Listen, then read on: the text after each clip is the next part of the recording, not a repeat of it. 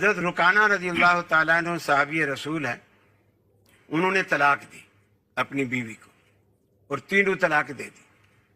پریشان ہوا، رسول اللہ صلی اللہ علیہ وسلم کے پاس گیا۔ ظاہر بات ہے اس زمانے میں سب سے بڑی عدالت ہی یہی تھی۔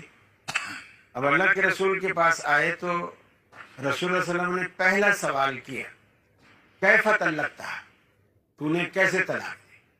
قال ثلاثا، میں نے 3 طلاقیں دی ہیں۔ ابھی یہ نکھیڑا نہیں ہوا، اکٹھے دی ہیں، الگ الگ دی ہیں، الگ الگ موقعوں کی کیا ہے۔ جب اس نے کہہ دیا ثلاثا تو اللہ کے رسول فوراً فرماتے کہ اب کچھ نہیں ہو سکتا، تو نے 3 طلاقیں دے دی ہیں، اب میرے پاس کیا لینے آیا، یہ تو معاملہ تیرا پورا ختم ہو چکا ہے۔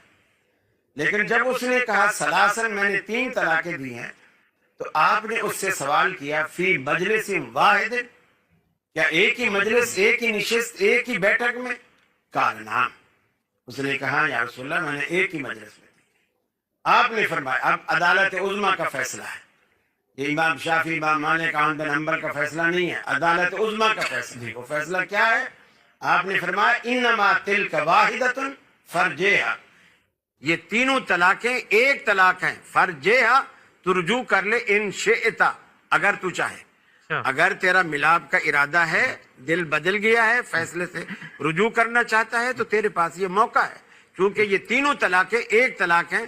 فرجیہا، تو رجوع کر لے ان شئتا، اگر چاہے۔